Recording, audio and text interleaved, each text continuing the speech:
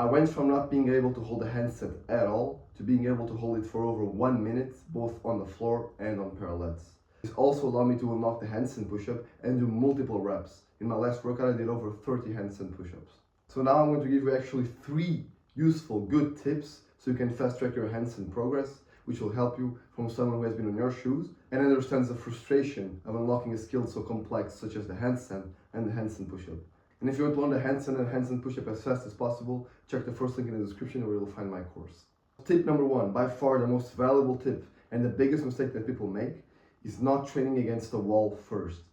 You need to be training your handstand against the wall before you do it on the floor. Because the handstand is actually 2 skills.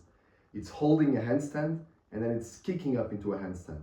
And if you try to just kick up into a handstand before being able to hold a handstand, you will not be able to hold it naturally. So how does the wall fix this? Well, because by training against the wall, first you learn the proper alignment, and then once you start taking the feet off the wall, you actually start to get your first holds. And when getting your first holds, when taking your feet off the wall, you actually understand how the movement actually works.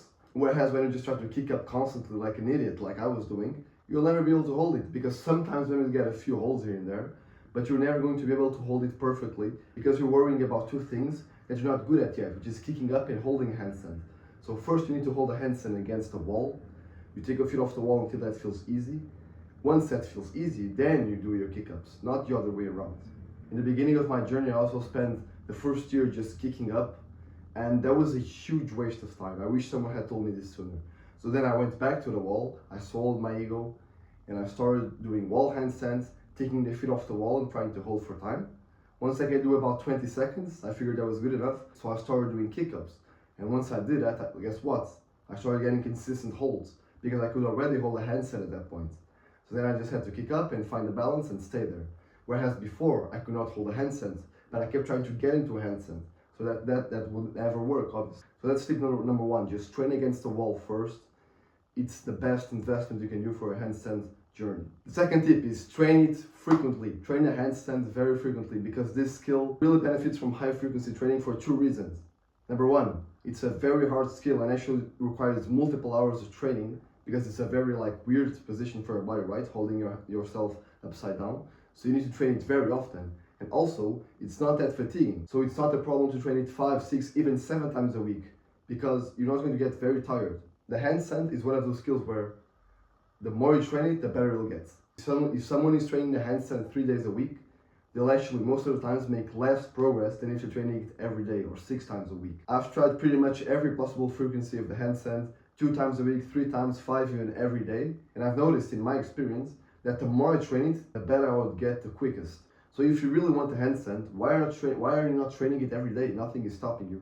This can be 5, 10 or even 15-minute sessions. This is like a handstand push-up or a front lever or weighted pull-up, where you actually have to respect the rest time between workouts because your muscles are recovering. When you train a handstand, unless you're a beginner or very, very weak, you're not actually getting very sore or reaching muscular failure in the handstand. You're pretty much just warming the muscles up.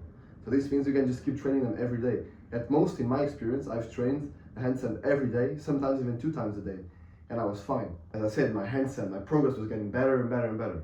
So this is a tip I'm going to give you. The more you train it, the better and the faster you will unlock it. The third and final tip is, in the beginning, do not mix the floor handstand with the parallel handstand, okay? Just pick one and get good at it. Once you're good at it, you can train the other one. And why do I say this? Because if you're actually training both the floor and on parallels in the beginning, you're slowing up your progress like crazy, because you're not allowing your body and your mind to get used to each movement, because it's the same movement, but it works slightly different. In a floor handstand, you're using this motion to balance yourself, whereas in the parallels, you're using this motion. It's a slightly different wrist movement, and because of this difference, it actually makes it a different skill. So it's 2 different skills within the same skill, which is a handstand. But in the beginning, you need to get good at the handstand, whether it's on the floor or on parallels, and only then can you train the other grips. Because otherwise, you're going to be interfering with it, okay? Because if you train one session on the floor and then another one on the parallels, and then one on the floor and the parallels again, you're just confusing yourself, and you're never giving yourself enough time to actually get good at the movement. So just train on the floor, probably the best thing for you, because you can just do it anywhere.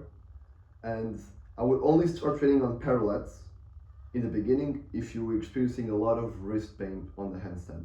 because the parallels are actually going to alleviate a lot of that pain. And all these tips that I've just given you are incorporated in my Handstand Push-Up Pro program, which you can find in the description. It will teach you how to learn the handstand and the handstand push-up. So if you're interested, check that out, and I'll see you on the next.